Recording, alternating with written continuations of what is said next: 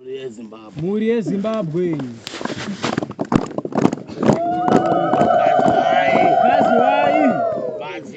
Madzishe nemasvikiro.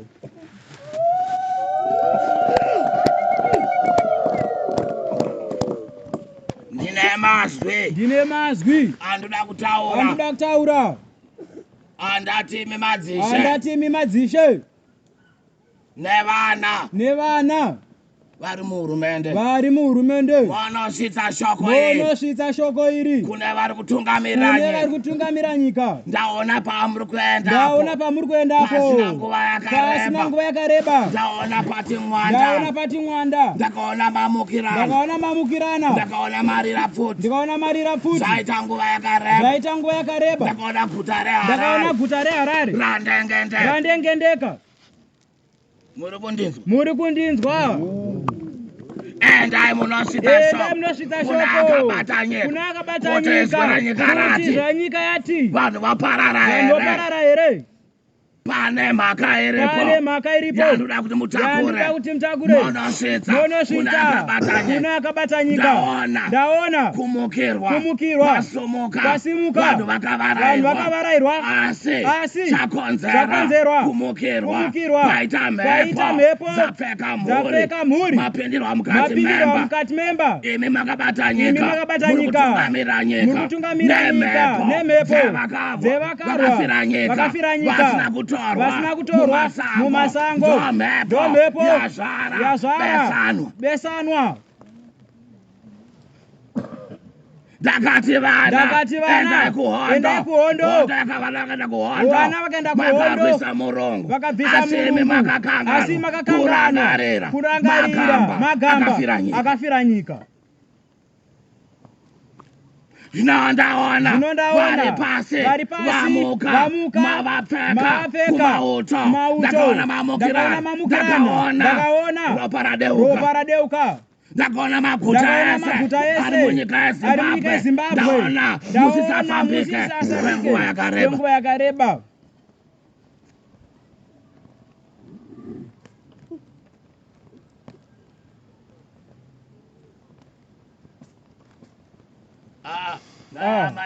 Nhama yechirenje vakasungunura nyika pahondo yechimurenga.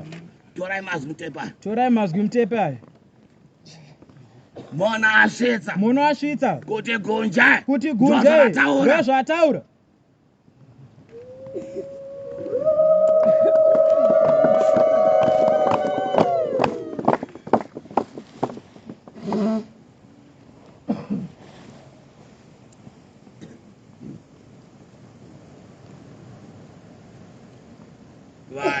Vana vakasunungura nyika kubva kumhandu vakatorwa kuuya munyika yavo. Munosvika rini? Komhepo yakatungamira hondo pachimurenga ine ropa rakadeukira nyika yanehanda. Makapaita sei? Muchitimi moda kunorangarira magamba vakasara kuchimoyo. Ko vakaenda muna Zambezi. Muchakuenda rini?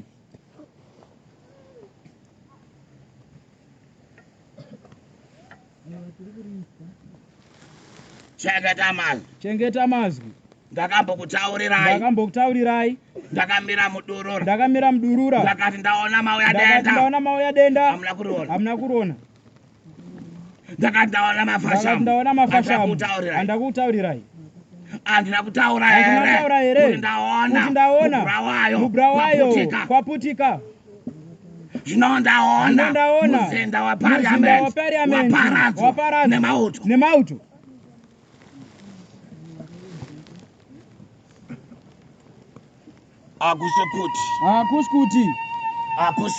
Hakusikuti. Chimwe chinhu chinoda rubatsiro mune dzimwe nyika. Nawe inoda madzishe inoda masvikiro. Pagarwe dare nechikonzero ndinodana madzishe nokuti matunhu emadzishe ndomakabva vana vakaenda kuhondo vasina kurangarirwa. imi varume hokoyoyi ndaona chasvika ndaona chapedza vakuru.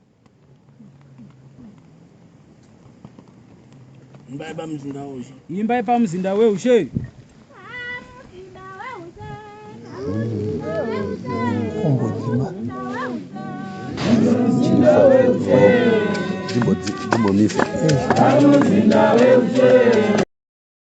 So definitely sometimes we can't tell kuti zvinhu izvi ndizvo here zviri kutaurwa nemasvikiro kana kuti kudini. Ivo ndo vanotenda mumasvikiro, asi chakakosha ndechekuti vari kuudzana paung'anga hwavo kuti kudengenyeka kuri kuuya ende hazvisi kuzomira zvakanaka. Ndo zvinhu zvavanofanira kunge vachiziva nekuti ndicho chokwadi chichaitika munyika ino.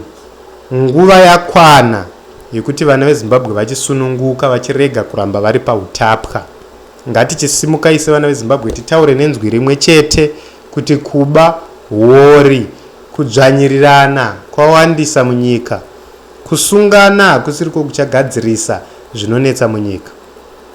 Nyika ino ichagadzirwa nokubatana, ichagadzirwa navanhu vanorevesa, ichagadzirwa navanhu vanoda development kwete vanhu vanotsvaka kuguta kwavo. So ndo mamiriro azvakaita, isu chedu kupakura semamiriro azvakaita. Tipewo pfungwa dzenyu mucomment section.